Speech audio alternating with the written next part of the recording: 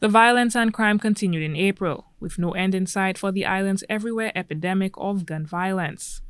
The almost daily sound of gunshots was a constant reminder that while hundreds of St. Lucians went about their daily lives in relative safety, no person and no community was truly immune from the gun violence.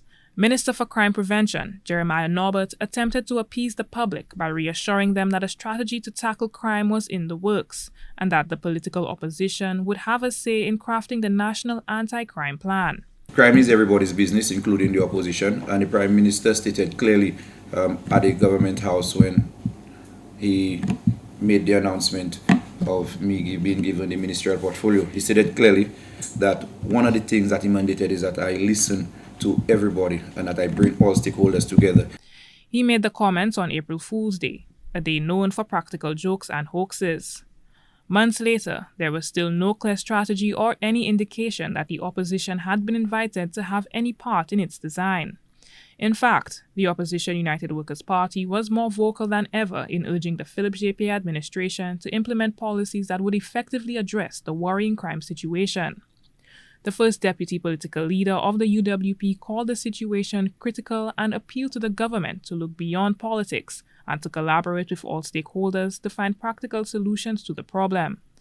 Meanwhile, police investigating the discovery of a dead body in the Deglo community stumbled on a second corpse mere days into the new month. The bloodletting continued with a brutal chopping at Pebush Babano and a shooting in Vieux Fort. Not long after, police were summoned to the GFL Charles Airport perimeter fence where a body was found in a vehicle with bullet wounds. The victim was identified as 33-year-old Darrell Craig de Turville of Pave Castries. 37-year-old Asher Nelson from Montego Bay, Oli Ordenry, was also found dead after apparently being shot. Mary Williams, the mother of Kimberly DeLeo, would again take to the media, claiming a cover-up in her daughter's murder case. Williams was joined by a human rights advocate in challenging the Director of Public Prosecution to provide an update on the Kimberly DeLeo case. A Vieux Fort business owner was speaking out about the violence that had infiltrated the South. One such incident occurred mere feet from his business. His frustration was shared by scores of Vieux Fort residents, with close to 24 people having been gunned down in the South in the months before residents were concerned about their safety and the future of their town. The government had already sought external assistance from the Regional Security System, RSS, and the French government had also stepped in to assist. St. Lucia also benefited from a USAID project aimed at addressing the high rates of crime and violence in the eastern and southern Caribbean region, but citizens were questioning the efficiency of those interventions and programs. Concerned about the rising crime and violence, and perhaps unconvinced that the solution lay with government or law enforcement, the local Roman Catholic Church held a pilgrimage for peace and solidarity in an attempt to invoke divine intervention to address the crime scourge. Tourism officials were also concerned about the economic repercussions of the island's worsening crime problem. They were worried about travel advisories which would undoubtedly spoil St. Lucia's attractiveness to visitors. Even Prime Minister and Minister for National Security Philip J. Pierre, questioned by reporters about the mounting homicide toll, admitted that he too was at his wits' end. He repeated his administration's commitment to providing the needed resources to the police, but beyond that, he did not know what else he could do. A conference scheduled to be held on the island perhaps held the answer.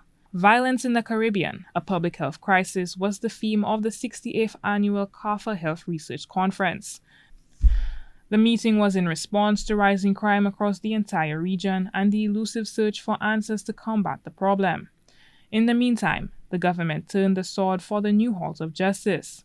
The Halls of Justice project was expected to centralize the various courts in one complex with the goal of improving case management, efficiency, and improved service. Not far from the site of the court complex, more gun violence would erupt, leaving Foashore Castries residents unsettled.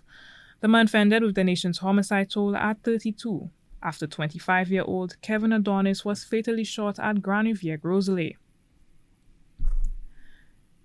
Julian Alfred, who captured the gold medal in the 60 meters at the 2024 World Athletics Indoor Championship, returned home in April to a hero's welcome. During her short stay, a series of events would take place to honor and celebrate the athlete. She would also launch her own foundation. Speaking moments after her arrival, Alfred expressed the hope that her exploits on the track would pave the way for other St. Lucian athletes. I feel so honored to be here as St. Lucia's first global medal, a gold one at that, and I'm hoping that it can inspire the youth to also continue on the same path, maybe a different path, but I would like for the government or just the community, it takes a village to get people to the point that they're at, and I'm hoping that this opportunity or this medal can also encourage just the country or just everybody in particular to just get on board and start supporting the youth of the country, because we can have so many more Julians and so many more Darren Sammys and so many more Leuven Spencers, and I just hope that this can also just encourage the country as a whole to just come together and just be one and just encourage everybody, whether they're just starting off in their career, and just helping them get to where they want to go. Sports Minister Kenson Casimir boasted of Alfred's display of national pride. I want us to wrap our minds around that. I want St. Lucia and the rest of the world and every single nook and cranny in our communities to understand that the quest to find another Julian Alfred, it does not have to take 45 years. If we all decide to do our part, if we all decide that what we need to do, think about what we need to do to contribute towards the development of the next athlete that we see may be a Julian Alfred. I came in a while ago and I asked a set of children, who wants to be the next Julian Alfred? And male and female did this. So that's testament to who Julian Alfred is to all of us as a nation. The Julian Alfred Foundation was officially launched during a ceremony at the St. Lucia Olympic Committee, Inc. headquarters. In April, the United Workers' Party raised concerns about the island possibly losing visa-free travel to the EU over concerns about the island's citizenship by investment program. Both the Prime Minister and the Investment Minister downplayed the suggestion by the opposition. They also dismissed opposition allegations that the citizenship by investment program was being undermined as mere scare tactics. The Prime Minister would repeat the assurance several more times before the month was up. He accused the leader of the opposition of attempting to destabilize the country by spreading falsehoods about the CIP. The opposition, in turn, accused the Prime Minister of trying to minimize the pending EU Parliament vote, a vote that could potentially result in countries with citizenship by investment program losing visa-free access to the Schengen region. The government also defended the decision not to join other regional states with CIP programs in signing a memorandum of agreement with the European Union to synchronize their conditions of operation. The government explained that this was due to contractual obligations. The administration also pointed to the island CIP making it to the top 3 of the Henley Citizenship Program Index for 2024 as further proof of the strength of the program. The opposition fired back by arguing that the European Union's perception of the CIP was of more importance than that of the Henley Index. The government defended the reputability of the organization and the index. A former St. Kitts Nevis government minister and attorney-at-law, Dwyer Astan, joined the debate, suggesting that St. Lucia's failure to sign the MOA with other islands would have negative repercussions for the country.